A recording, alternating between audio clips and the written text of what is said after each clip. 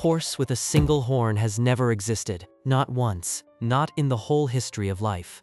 But an animal twice as tall as your ceiling, with blood pressure that would drop you where you stand, is out in a field right now, calmly eating a tree. We took the first one and called it impossible. We put it in fairy tales and painted it on a child's wall. We took the second one and called it a giraffe, and we barely look up. Here is the part nobody tells you. The unicorn was real. It just was never the animal in the story. Line those two up and ask which one sounds harder to build. A horse with a horn on its forehead, or a body so tall that its own heartbeat should knock it out every time it bends down to drink. Your gut says the horse. The horse is almost there already. Just add the horn. Your gut is exactly backwards, and the giraffe is where you find out why. Put a blood pressure cuff on a giraffe, and you get a number around double yours. It has to be that high. The heart is pushing blood straight up a neck that can pass 2 meters against gravity to a brain held higher than almost any animal alive. For years, people explained this with a giant heart, a monstrous 11-kilo pump. The story went. That turned out to be wrong. When researchers actually weighed and measured it in 2016, the giraffe's heart was ordinary for the size of the animal. The trick was in the shape. The left wall is enormously thick, and the chamber inside is narrow, so it squeezes like a high-pressure piston instead of a loose bag. But high pressure creates a new problem, and this one is lethal. A giraffe spends its day with its head up near the treetops. Then, several times a day, it throws that head all the way down to the ground to drink. Every time it drops, all that pressure should slam into its brain like a wave. Every time it lifts back up, the blood should drain out, and it should faint. It does neither, and the reasons are a stack of separate inventions, each one solving a piece. Run your hand down a giraffe's neck, and inside the big vein there is a row of one-way valves, like locks on a canal, that stop blood from crashing back down into the skull when the head drops. At the base of the brain sits a dense sponge of tiny vessels. Its name means the wonderful net. It soaks up the surge of pressure before it can reach the fine wiring of the brain. And when the head goes down, more than a liter of blood simply pools in the neck and drains away from the heart, so the pump eases off on its own, while the head is low. None of that is a horn on a forehead. It is valves, a shock absorber, and clever plumbing, layered on top of each other over millions of years. Now look at the neck itself, because it hides the strangest limit of all. You would assume a 2-meter neck needs a long chain of extra bones. It doesn't. A giraffe has 7 bones in its neck. 7. The exact same number you have. The same number in a mouse and in a whale. Almost every mammal on Earth is locked at 7. And the reason is dark. The genes that set the count of neck bones are wired into the ones that lay out the whole embryo. Push on that number and things go wrong far from the neck. Human babies born with an extra little rib up on the neck, a sign those same genes got nudged, show up far more often among children who develop cancer. So the number almost never moves, which means the giraffe was boxed in. It could not add a single bone. To reach the treetops, it had to take the 7 it was handed and stretch each one into a pillar longer than your arm. It solved an impossible-looking problem with a locked toolbox.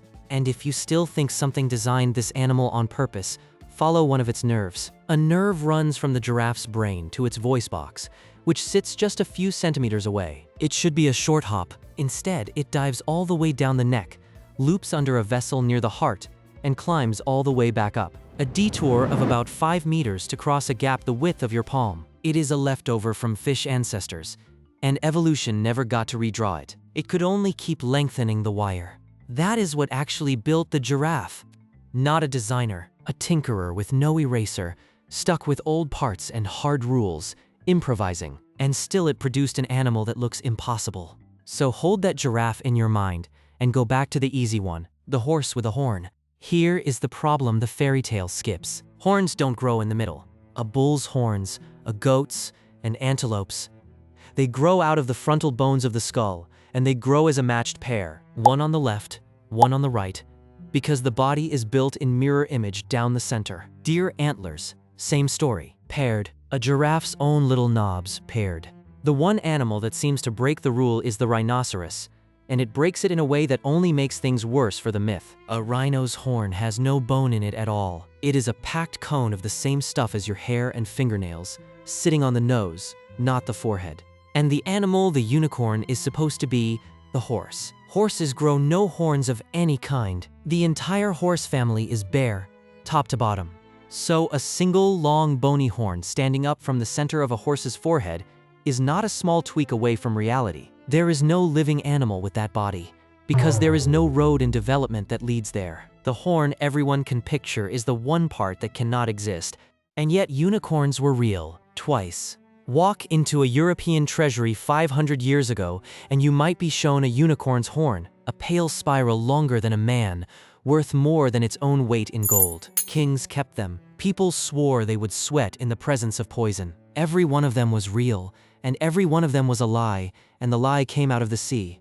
That spiral was the tusk of a narwhal, a small Arctic whale whose single tusk punches straight out through its lip and twists as it grows, up to 3 meters long. And it is not a horn at all. It is a tooth, a canine tooth, grown inside out and drawn into a spear. Scandinavian traders hauled them south, sold them as the horns of unicorns, and let the buyers picture the horse. The fraud held for centuries, until a Danish scholar named Ole Worm laid the tusks beside narwhal skulls in the 1600s and showed everyone where the magic really came from.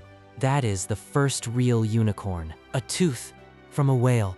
The second one walked on land, and it walked beside your ancestors. In the cold grasslands of Ice Age Asia, there lived a rhinoceros the size of a small truck, 3.5 tons, carrying what the shape of its skull tells us was one enormous horn. We call it Elasmotherium. Its nickname is the Siberian unicorn. For a long time, we assumed it died out hundreds of thousands of years ago. Then, in 2018, better dating dragged that date forward to something startling. It was still alive as recently as 39,000 years ago, which means early modern humans and Neanderthals shared the world with a living, one-horned giant. That is where the myth actually comes from, not from pure imagination. From real animals, seen badly, and passed down the line.